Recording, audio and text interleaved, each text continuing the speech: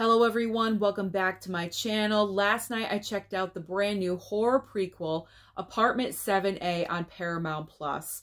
I just want to give you my overall thoughts about the movie. Was it really necessary? And also, is it worth your time?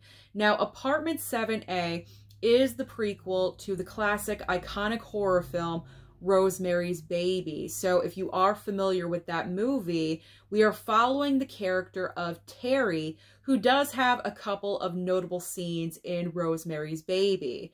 In Apartment 7A, Terry is a dancer and she absolutely loves her career. She just wants to see her name in lights. She wants to be famous. But unfortunately, very early on in the film, she does have an accident where during a performance, I believe she breaks her ankle. Now, after surgery, she's just not the same. She can't dance very well. So obviously, she's very down on her luck. She's depressed.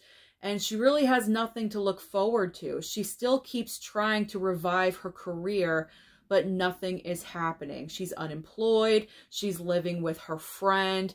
There's really nothing great going on in her life when she comes across the notorious Castevet couple from Rosemary's Baby. So when they run into each other, this couple, they seem so nice and so sweet. They want to help her out. They give her an apartment that they own in this building that they live in. They don't want any money from her. I mean, that's suspicious right off the bat, but Terry thinks her luck is changing. Of course, everyone else would be suspicious about this, but she is just going with it. She considers it a gift. Her luck is changing. Maybe she can get her career back on track. But what Terry does not realize is that this couple has serious, sinister intentions. And I'm not going to say any more just in case you have not seen Rosemary's Baby. I don't want to spoil anything for you. But if you've seen Rosemary's Baby, you know where this is going. So what was my favorite aspect about this film? Hands down, without a doubt, it was Diane Weiss's performance of Mrs. Castevet. Now, Mrs. Castevet in Rosemary's Baby is a very memorable character. The way, I believe the actress that portrayed her, I think she won an Oscar for this movie. I could be wrong, but I think she did. She won some kind of award for that performance. And it's definitely award worthy because Mrs. Castevet is one of those characters that seems sweet, seems nice, but kind of too sweet and too nice at the same time. You're not really sure what's going on behind the surface, and God forbid if you anger her, she's going to turn on you on the drop of a dime, and she's extremely intrusive. Very, very intrusive. She's always there. She's always butting in and getting into conversations and busting into apartments. That is just her. That is her personality. So that's the type of character that we are dealing with. Now, Diane Weiss, she could have very easily have just done an imitation of that character, but what I thought Diane Weiss did was very, very brilliant. She just took little bits and pieces, little aspects of the original performance and incorporated it into her own and did her own complete spin on the character. I do feel like Diane Weiss's performance in Apartment 7A brought a little bit more, I don't know, a little bit more evil, a little bit more nasty, because I felt like in Rosemary's Baby, the character did get nasty sometimes, but I don't know, for the most part, she wanted to remain sweet because she wanted to have that facade, where I thought where Diane Weiss's performance, yeah, she did give off the sweetness and the niceness, but she had that evil side of her pop out just a little bit more often. There's a hair cutting scene that gets very intense and there's blood drawn and she doesn't really care. So that's the kind of personality that we're dealing with. And Diane Weiss is just An amazing actress. One of the best of all time. I kind of feel like she's a little underrated, even though she's been in so many movies throughout her career. But I just feel like Diane Wiest is not celebrated enough, and she really needs to be, because to me, Diane Wiest is on the level of Meryl Streep. Meryl Streep to me is probably one of the best actresses of all time, period. Diane Wiest I would put in that category, definitely. She's just so talented. So hands down, she was the best part of this movie for me. Now, Julia Garner is the actress that plays the character of Terry, and she did a nice job as well. Not as memorable, because with the character of Mrs. Castevetz, she's just so crazy and off the wall. That's an automatic memorable performance. But with the character of Terry, obviously she's more subdued. She's not really sure what's going on sometimes, and she's trying to figure things out. What Julia Garner did was she really impressed me with the emotional range that she did display in this movie. And I'm very unfamiliar with Julia Garner's career. I haven't seen a lot of things that she's been in. So because of this, I am interested in seeing more of her work in the future. But she did a great job as Terry, acting-wise and also physically, because like I said, she does play a dancer in the film, and there are several dancing scenes, in particular one at the very end, and that one is emotional as well because of the outcome of what happens. If you've seen Rosemary's Baby, you know what it is.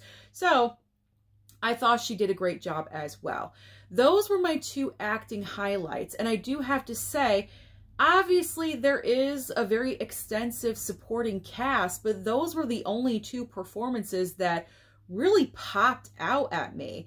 Even the actor that plays Mr. Castevetz didn't really do much of anything, because I feel like they just solely focused more on the character of Mrs. Castevetz, whereas in the original film with Rosemary's Baby, I thought the couple were sharing that spotlight equally, if you know what I'm saying. But with this movie, they just focused more on Diane Wiest and not really on Mr. Castevetz, because I'm unfamiliar with that actor. Maybe if they cast a more familiar actor, because I did not know who that actor was, maybe if he was more of a star, they would have given him more to do, more to say, more to be in. I don't know. I'm not really sure. Now, is this film really scary? Not super scary. And that's along the same lines of Rosemary's Baby, because Rosemary's Baby is not like, you know, putting the sheets over your head and hiding kind of horror film. It's not like that at all. It's kind of a slow burn. Rosemary's Baby is more like, this is a horrific experience more than, wow, this is a really scary horror film. It's the experience. The fact of everything that happens in the movie. I don't want to give it away, just in case you're unfamiliar with what's going on. I don't want to give away too much. But like I said, it's the act. Everything leading up to the act and the actual act happening and the people involved. It's just a really messed up situation. So you're not going into this movie with a ton of, you know, scares and frights. There are a couple of jump scares in the movie, but that's it. I think there were 2. So it's not overly scary. You could definitely watch this and maybe, you know, be like this while you're watching the movie, but you're fine. It's more mental. It's more mental, like, this is messed up. This is a messed up situation. So was this film really necessary? No. I personally don't think this movie was necessary, because the main reason why is because Apartment 7A doesn't really bring anything new to the table as far as plotline. It doesn't reveal anything brand new. It pretty much has the rinse and recycle repeat of Rosemary's Baby, because what happens in Rosemary's Baby happens in Apartment 7A, just with a different person. That's it, just with a different person. We're just focusing on a different woman. Instead of Mia Farrow, we're focusing in on Julia Garner. So there just really isn't anything new. So this was kind of interesting. I wish, as far as a prequel, maybe we went back a little bit more, digging into the Castevet couple, why they're doing this, why they believe in this, maybe not focus so much on the character of Terry and recycling the plot line from Rosemary's Baby. Maybe if we got more into the Castevet couple, maybe this film should have just focused on the Castevet couple and not even on another girl. Just focus in on this couple, why they're doing what they're doing, what's their reasoning, their belief, their group. I don't know. Maybe if we went down that road instead, that could have possibly have been a little bit more interesting, because at least that would have been brand new information and not, oh, the same storyline over and over and over again. You know what I'm saying? Because at one point in Apartment 7A, Terry, Julia Garner, discovers that there was another girl before her. And I'm like, okay, we're just like recycling in a recycle. Like, it's just, it's kind of, it was getting a little bit ridiculous at that point. So we know the story. We know the story of Rosemary's Baby. We know what's going on. So I just thought that was a missed opportunity. Bring something new to the table. Dig into the Castevets. You know, get into their backstory and their back history. Because with Mrs. Castevet being such a weird character, weird, memorable, just weird. She's just a weird, intrusive old woman. Maybe going back into the history could have been interesting. That could have been interesting. That could have been interesting. It could have been a little bit different. So was this necessary? No, the film was not necessary. So is it necessary for you guys to watch? I mean, I think it's definitely a one-time watch. You don't need to watch it over and over, whereas with Rosemary's Baby, that film to me is on the iconic level. I'm not watching it this October, but I'll probably watch it again next October. You know, I'll revisit Rosemary's Baby every couple of years, whereas Apartment 7A, I don't need to watch again because I have the original film and that's all I need. I would rather watch that movie over Apartment 7A. I feel like Apartment 7A would be a nice movie for people that maybe have never seen Rosemary's Baby, maybe as a film that could introduce you to the horror genre because it's not overly scary. Like I said, there's only a couple of jump scares in the movie, so for reasons like that, but you don't absolutely have to see this film.